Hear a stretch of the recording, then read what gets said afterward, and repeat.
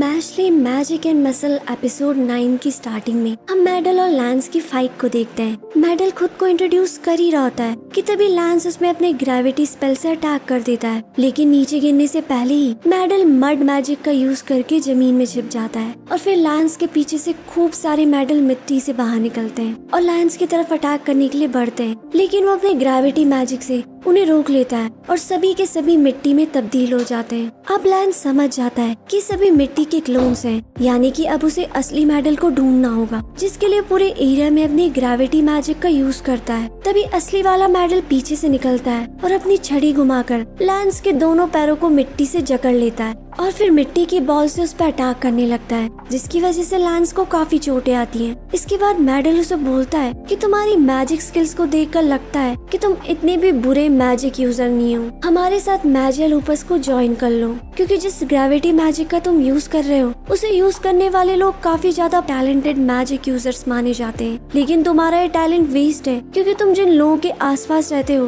तुम्हारे वो दोस्त काफी ज्यादा वीक हैं। अगर तुम ऐसे वीक लोगों के आसपास रहोगे तो कभी भी स्ट्रॉन्ग नहीं बन पाओगे। तुम्हें अपने बराबरी वाले लोगों के साथ रहना चाहिए, जो कि हम लोग हैं। हमारे ग्रुप में शामिल हो जाओ। इस पे लैंस उसे बोलता है, अच्छा तुम पावरफुल लोगों के साथ रहते हो, लेकिन तुम्हें देखकर लगता तो नहीं है कि अभी भी तुम बेस्ट बन पाए हो। मेरे लिए तुम बस एक सेकंड ग्रेड मैजिक यूजर हो। और ऐसा बोलते ही लैंस अपनी जादुई छड़ी घुमाकर उसे दीवार की तरफ फेंक देता है, लेकिन मेडल भी अपने आसपास मिट्टी क्रिएट करके खुद को बचा लेता है और मन में सोचता है कि लैंस जितनी भी बार उस पे अपने ग्रेविटी अटैक से हमला करेगा वो ऐसे ही मिट्टी की हेल्प से अपने आप को बचा लेगा और खुश होने लगता है। लेकिन तभी लैंस पत्थरों से उस पर अटैक करने लगता है, जिससे उसे चोट आती है और उसे मिट्टी से बाहर आना ही पड़ता है और वो समझ जाता है कि लैंस उसकी ट्रिक को पहले ही समझ गया था। अब लैंस उसे कहता है कि तुम मुझसे ज्यादा स्ट्रॉन्ग एनवायरनमेंट में रह रहे हो तो तुम मुझसे ज्यादा ताकतवर होगे, लेकिन देखकर तो यही लगता है कि तुमसे ज्यादा स्ट्रॉन्ग तो मेरा एनवायरनमेंट है। तब मेडल बोलता है कि नहीं, मैं ज्यादा स्ट्रॉन्ग हूँ और सोचने लगता है कि मेरा जन्म तो 2 मैजिक मार्क्स के साथ हुआ था, इसीलिए मैं नॉर्मल मैजिक यूजर से ज्यादा ताकतवर हूँ और मेरी पावरफुल मैजिक स्किल्स की वजह से ही मुझे मैजिया लूपस में शामिल भी किया गया। और ये सब इसीलिए क्योंकि मैं सच में बहुत ज्यादा स्ट्रॉन्ग हूँ। और तभी वो एक मैजिकल लिक्विड को बाहर निकालकर उसे पी जाता है, जिससे उसकी मैजिकल पावर्स कई गुना बढ़ जाती है। अब वो दोबारा से अपनी छड़ी घुमाता है और एक स्ट्रॉन्ग मैजिक स्पेल से एक बहुत ही बड़ा मड मॉन्स्टर बनाता है और बोलता है ये हाई लेवल मैजिक का यूज करके ही बनाया जा सकता है, जिसका यूज एक सिंगल लाइन मैजिक यूजर कभी नहीं कर सकता। ये केवल कुछ डबल लाइन मैजिक यूजर ही कर सकते हैं, जो कि बहुत ज्यादा पावरफुल होते हैं। इसी बीच हमें एक फ्लैशबैक दिखाया जाता है जहाँ वो याद करता है कि एक आदमी उसे हमेशा कहता था कि तुमने अपनी मैजिकल पावर से क्या पाया है। वही बताता है कि तुम कितने ज्यादा ताकतवर हो और वही डिसाइड करता है कि सोसाइटी में तुम्हारी क्या पोजीशन होगी। और फिर लैंस को बोलता है कि आज मैं जिस पोजीशन में खड़ा हूँ अपनी ताकत के बलबूते में ही खड़ा हूँ, लेकिन जिन बेकार लोगों के साथ तुम घूमते हो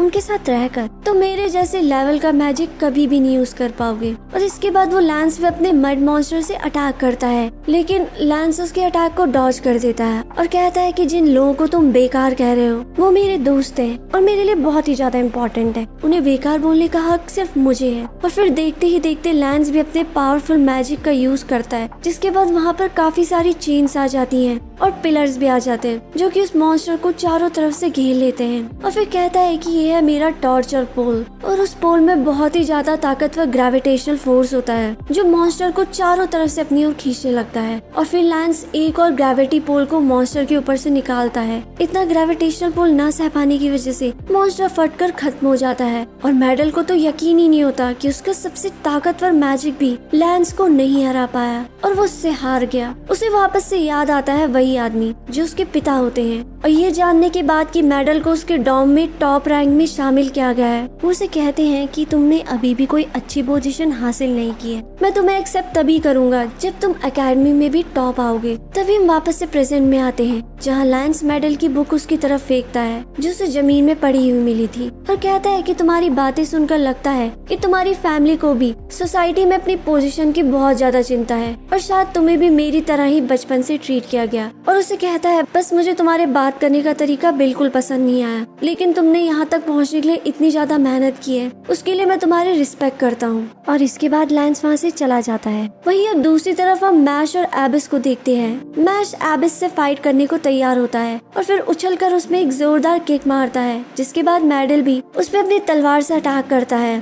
और अपने मैजिकल एरोज निकालते हुए कहता है कि तुम मुझसे नहीं जीत सकते, और एरोज में चढ़कर मैश पे अलग अलग डायरेक्शन से अटैक करने लगता है, जिसके बाद मैश का बहुत ज्यादा खून निकलने लगता है। और फिर एबिस उसे कहता है कि तुम्हें समझ आ गया, तुम मुझसे मुकाबला नहीं कर सकते, जिसमें मैश बोलता है मुझे फर्क नहीं पड़ता, चाहे तुम कितने भी ताकतवर हो, मैं तुमसे लड़ूंगा। ये सुनकर एबिस बोलता है अच्छा तुम इसीलिए ही लड़ना चाहते हो ना, क्योंकि तुम्हें अपनी फैमिली के साथ सुकून की लाइफ बितानी है। कितनी अजीब सी बात है, हम दोनों की सिचुएशन एक जैसी है, लेकिन तुम्हें लाइफ में हमेशा अच्छे लोग मिले हैं, पर मेरे साथ कभी ऐसा नहीं हुआ। फिर वो उसे एक डिवाइस दिखाता है जिसमें लेमन कैट थी और बोलता है कि ये डिवाइस मैजिक पावर को चूस लेता है और 30 मिनट के अंदर अंदर ये तुम्हारी दोस्त की सारी मैजिकल पावर्स को चूस लेगा और उसका मैजिक मार्क भी चला जाएगा, जिसके बाद वो फिर कभी मैजिक का यूज नहीं कर पाएगी। और इसके बाद वो फिर से एरोज को निकालता है और उस पे चढ़कर मैश में अटैक करना स्टार्ट कर देता है और उसे बुरी तरह से घायल करने लगता है। फिर इसके बाद जब वो रुकता है तो उसकी तलवार मैश के पेट के अंदर होती है, लेकिन जैसे ही उस तलवार को बाहर निकालने की कोशिश करता है वो बाहर नहीं आती, क्योंकि मैश ने उसे अपनी मसल्स के बीच पकड़ के रखा हुआ था।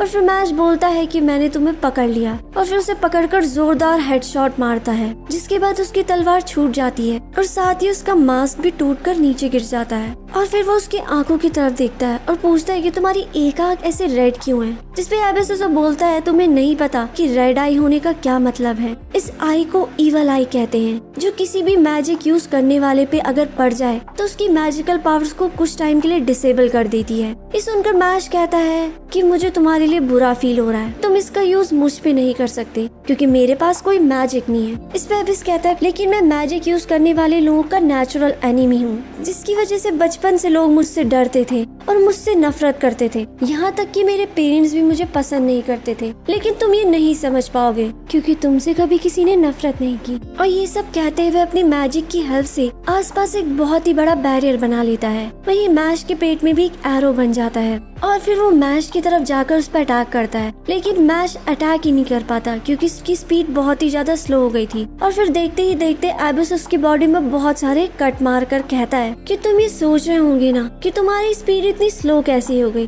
दरअसल इस बैरियर के अंदर जो कोई भी होता है उसकी स्पीड अपने आप ही स्लो हो जाती है और वो स्पीड मुझे मिल जाती है, जिसके बाद मेरी स्पीड बहुत ही ज्यादा तेज हो जाती है। और ये कहते कहते वो एक बार फिर मैश पे अपनी तलवार से बहुत सारे कट मारता है। अब जब वो दोबारा से मैश पे अटैक करने जाता है, इस बार मैश की स्पीड भले ही स्लो थी, लेकिन वो एबिस के पहुंचने से पहले ही जमीन में जोरदार मुक्का मारता है और नीचे की जमीन को 2 हिस्सों में तोड़कर एबिस की तरफ बढ़ता है और उसमें एक जोर का पंच मारता है और उसकी तलवार भी तोड़ डालता है। अब जैसे ही एबिस वहाँ से भागने की सोचता है, वो उसका पाँव दबा लेता है और उसे वहीं पे रोक लेता है। फिर वो उसे बोलता है कि दूसरी बार मैंने तुम्हें फिर से पकड़ लिया। इसके बाद वो उसे इतने जोर का पंच मारता है कि वो बैरियर को तोड़ते हुए सीधे दीवार से टकराकर नीचे गिरने लगता है। तभी मैश नीचे से उछलकर उसके पीछे से अटैक करता है और जैसे ये दोबारा से गिरने लगता है तभी अपने मैजिकल एरो को दोबारा से क्रिएट करके उस पे चढ़कर मैश की तरफ लड़ने को दौड़ता है, लेकिन मैश उसे फिर से रोक लेता है और फिर उसे पंच मारकर उसे दीवार पे पटकता है। इसके बाद वो उसे लगातार पंच और किक मारकर उस पर अटैक करने लगता है और फिर लास्ट में उसे जोर से पकड़कर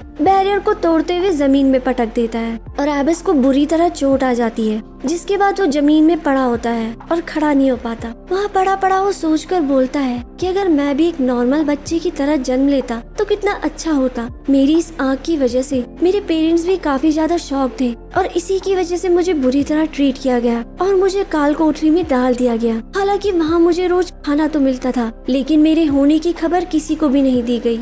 और फिर एक दिन मेरे पेरेंट्स ने मुझे मार डालने की कोशिश भी की। शायद उन्हें इस बात का दुख था कि उन्होंने एक शैतान को जन्म दिया है और अब मुझे रियलाइज हुआ है कि मुझे शायद इस दुनिया में जन्म लेना ही नहीं चाहिए था। लेकिन मैजिया लूपस के हेड लॉर्ड एबल को मेरी जरूरत थी, तो मैंने सोचा चलो एक टूल की तरह ही सही, लेकिन किसी को मेरी जरूरत तो है। लेकिन आज मैं फिर से अकेला महसूस कर रहा हूँ क्योंकि मैं तुमसे हार कर आज उनकी जरूरत भी पूरी नहीं कर पाया। तब मैश उसे बोलता है कि शायद ये सच है कि मैं तुमसे ज्यादा लकी हूँ कि मेरे पास अच्छे दोस्त हैं, लेकिन तुम भी मेरे दोस्त बन सकते हो। जिसमें एबिस बोलता है कि अगर तुम मुझसे दोस्ती कर भी लोगे, लेकिन एक दिन मेरी इस आँख की वजह से तुम भी मुझसे नफरत करने लगोगे। पर तुमने दोस्त बनने के लिए कहा, मेरे लिए इतना ही काफी है। और उसे लॉर्ड एबल से दूर रहने की सलाह भी देता है। कि वो बहुत ही ज्यादा खतरनाक और ताकतवर है। इस पे मैश कहता है चाहे वो कितने भी ताकतवर है फिर भी मैं उसका सामना करूंगा। और रही बात तुमसे नफरत करने की, तो अगर तुम्हें ऐसा लगता है कि तुम्हारी इस आँख की वजह से मैं तुमसे नफरत करूंगा तो मुझे तुम्हारी इस आँख से कोई भी प्रॉब्लम नहीं है।